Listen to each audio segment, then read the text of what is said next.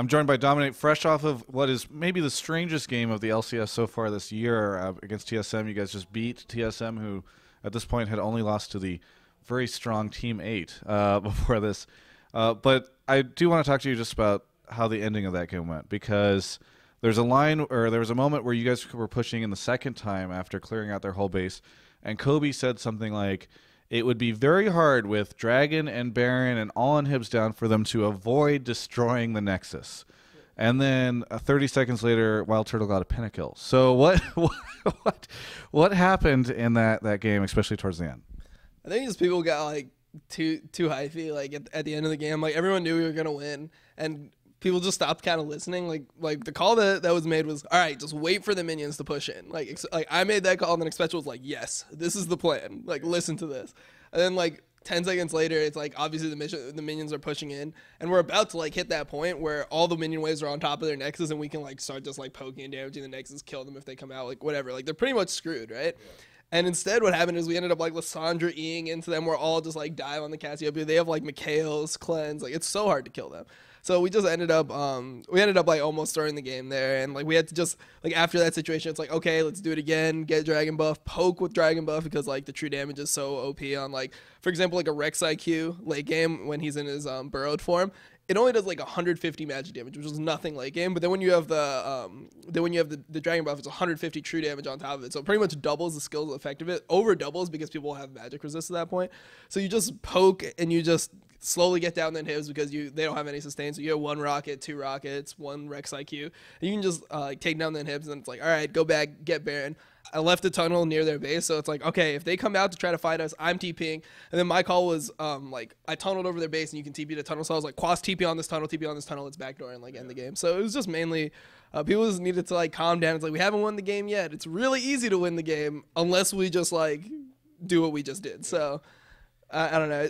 I think just people were too happy at the end of the game. They're like, oh, my God, we're going to beat TSM. It's like, it's a regular season game. Just close it out. We'll be happy afterwards.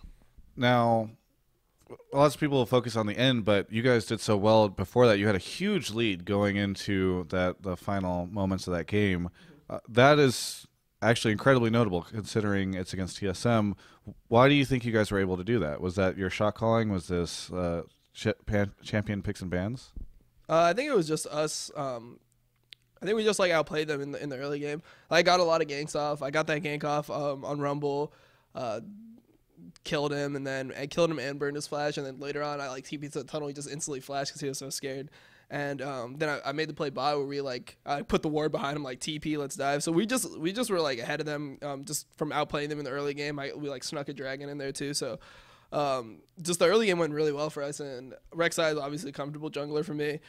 I put him up there with the Vi, the Jarvan, like all the power picks right now. So I think it was just we needed to focus on just playing slowly. Like we had the dragon advantage, and don't get too psyched out by the fact that they're gonna outscale us. If we're just ahead, like scaling doesn't matter until it's like hyper late game. So if we're just ahead and we're just getting all the dragons and they still can't fight us for a dragon, we should just be able to win the whole game. And honestly, when we got 5th dragon and then we went to Baron buff, and I think our smite stole it, and then we got like 2 more kills there. Like the game should be just over right then. Like that's just like, because we got 2 inhibs and we back, and then we have Baron and we just go top, and the game should be over. But we didn't play controlled enough. Like we should have just guided the minion waves into the base and just forced them to make a bad decision, because they can't clear the minions, and at the same time they can't fight us. So as long as we don't like give them a fight, they have to like do some weird engage where Cassio flash ults, or they throw like a Rumble ult max range.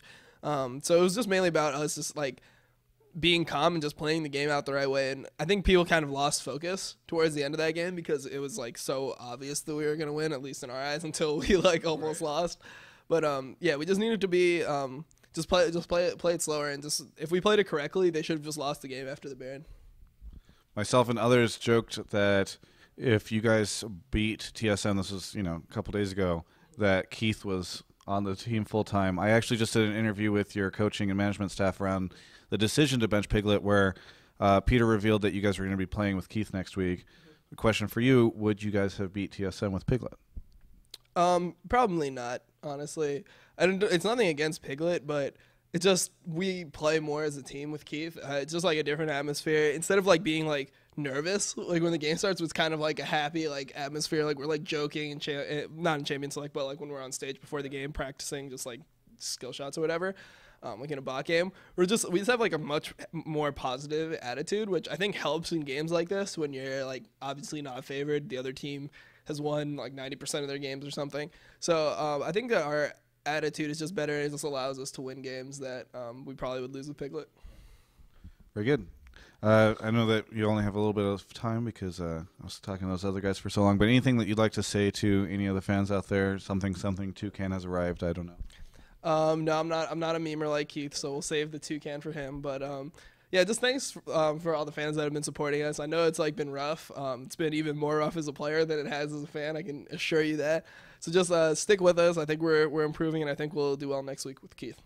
Are you sure it's been more rough for you than the fans? Because some of the fans, they have to go to Reddit and complain. Yeah. It's just a lot of work for them.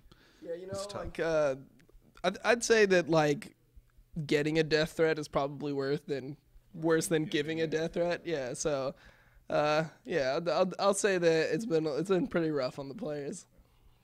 Understandable. For everyone else, you can check out the rest of our coverage of all things esports at ongamers.com.